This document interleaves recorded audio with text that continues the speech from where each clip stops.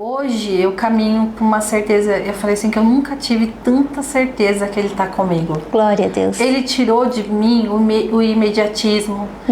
Ele começou a me fazer entender que eu não precisava comprar o amor de ninguém. Amém. Glória a Deus. Que tudo aquilo que eu vivi não foi para me matar, foi para me ensinar. Na verdade, você teve a sua identidade de filha restaurada, né? Restaurada. Porque tudo que você falou, você sempre teve uma crise de identidade. E, assim, uma das coisas que a gente ama falar, a gente preza, né, por falar, é sobre a paternidade de Deus. E é lindo que hoje a sua cura tem a ver com isso, né? Com o fato de você saber quem você é, que você tem um pai que cuida de você, você tem um pai que nunca te abandonou. E isso tudo faz com que as coisas tenham outro significado, né? Outro totalmente, porque hoje eu olho assim, eu olho para o meu passado, mas não com dor, mas eu vejo um processo de superação. E eu sei que Ele está disponível e que Ele está comigo, né? Então eu sei que tudo que acontece, eu falo hoje com Ele. Hoje com muito mais maturidade. Hoje aqui eu comecei a fazer o carisma. O carisma foi um divisor de águas na minha vida.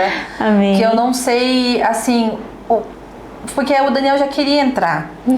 E eu tava estudando, falava para ele, de sábado não dá. E trabalhando, né, de segunda a segunda, eu falava, não dá. Aí ele falou assim, se surgir dia de semana a gente vai. E coincidiu que eu terminei a faculdade, eu fui fazer uma pós-graduação, terminei a pós, abri o carisma dia de semana. Glória a Deus. Ele falou assim, vamos fazer agora? Eu falei, vamos. E ali Deus começou a modificar também tudo, transformar tudo de uma maneira... Ele já tinha restaurado minha identidade. Glória a Deus. Ele me fez descobrir que eu não preciso comprar o amor de ninguém. Amém. Glória a Deus. Que eu não preciso ser outra pessoa para que as pessoas gostem de mim. Amém. E que eu não preciso ter aquela alma negra, sabe? Sim. E o que mudou no meu coração é que hoje, não é que eu sou perfeita. Claro. Mas eu aprendi que não é porque eu sou... Porque antes eu achava assim, que se eu errasse em alguma coisa, Deus não ia me amar mais. Hoje em dia eu falo pra Ele, Pai, eu errei, mas eu sou fraca nisso, o Senhor me perdoa e me ajuda. Eu entendi que a minha alma, ela sempre vai gritar, mas eu tenho que aprender a silenciar ela. Sim. E tudo é do poder da decisão. E hoje eu decidi que eu não quero mais odiar, que eu não quero mais sentir mágoa, que eu não quero mais sentir rancor. Isso é lavado pela palavra, né, Joyce? O carisma, na verdade, que nós temos aqui é o seminário da palavra e do Espírito. E a gente fala isso porque ele não é necessariamente um seminário teológico no sentido de uma teologia profunda, mas uma teologia aplicada, né? E é muito interessante isso, porque é a palavra de Deus aplicada na nossa vida, porque é isso que vai fazer a diferença, é isso que vai... nós precisamos colocar a palavra de Deus em prática em todas as áreas da nossa vida, né? E é maravilhoso, porque assim, a gente vai olhar para a sua história e a gente vai ver isso, uma pessoa, né, que saiu de uma clínica, né, de internação, uma pessoa sem identidade, para uma pessoa que começa a entender a sua identidade de filha, colocar, né, entender a bondade de Deus, entender o amor de Deus, estando restaurada, à frente de um GC, né, à frente de uma célula, junto com o Daniel, cuidando de pessoas hoje, não é isso? E hoje eu consigo entender o conflito de algumas pessoas. E Deus me deu a sensibilidade de identificar quando a pessoa está ferida em alguma área. E aquilo não me causa mais, assim, não quero mais me afastar da pessoa porque ela está ferida. Porque eu entendo que isso é um processo. Então essa sensibilidade para mim me ajudou com que eu começasse a ter mais empatia. Sim. Né? E no primeiro semestre do Carisma, teve uma aula. Pastora, é uma coisa assim que eu até conversei com o pastor, é uma coisa muito sobrenatural.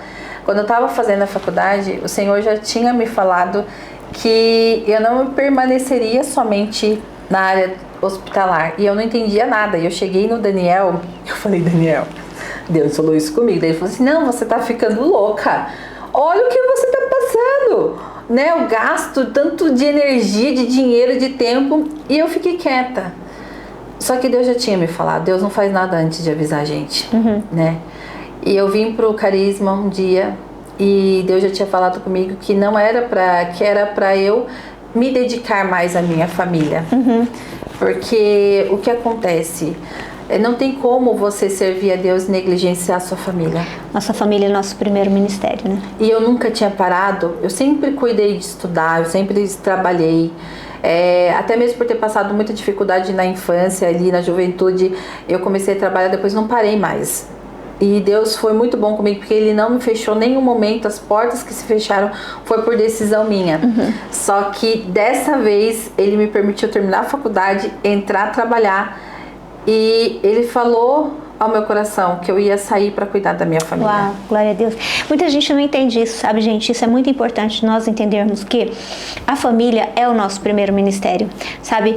Não tem ministério, não tem nada que você possa fazer que seja mais importante do que cuidar da família. Sabe que eu tenho o privilégio, e eu falo que é um privilégio mesmo, eu acho isso um luxo, gente, eu acho ostentação, poder almoçar com a minha família. E o Vi tá aqui, né? De vez em quando ele tá em casa, e uma das coisas que eu prezo na minha casa é a gente sentar à mesa, né? A gente sentar à mesa, desligar os celulares, e apesar da rotina puxada que a gente tem também, as crianças, escola e etc. Mas, gente, é uma coisa que é fundamental, nada vale a sua família. E até porque o tempo vai passar. Daqui a pouco o Richard vai crescer, vai estar um rapaz, vai estar fazendo uma faculdade, às vezes vai até estudar fora. E é tão importante, se nós entendêssemos, se você olhar para a sua história, você vai ver isso, né? O quanto impactou na sua vida aquilo que você vivenciou na sua infância.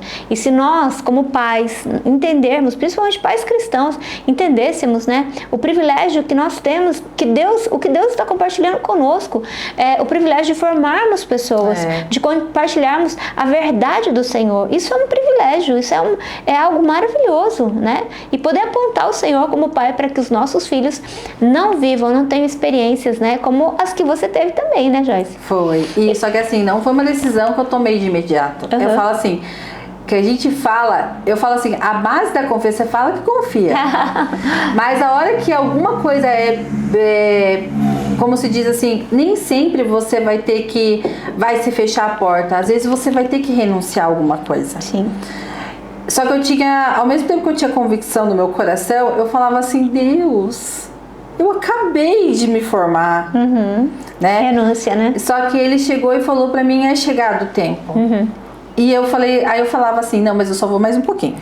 Não, porque daí eu vou resolver tal problema e vou. Aí um dia eu vim pro Carisma, foi uma segunda-feira, e a professora que estava dando a aula, ela não conhecia a minha história e ela nem sabia o que Deus estava falando comigo. Na verdade, o único que sabia, eu já tinha ido pra conferência, comentado com as meninas, e Deus usou aquela vida dela poderosamente para falar comigo. Deus já tinha confirmado, eu já tinha pedido a testificação no coração do Daniel, foi testificado na conferência daqui, e eu tipo assim, enrolando mesmo.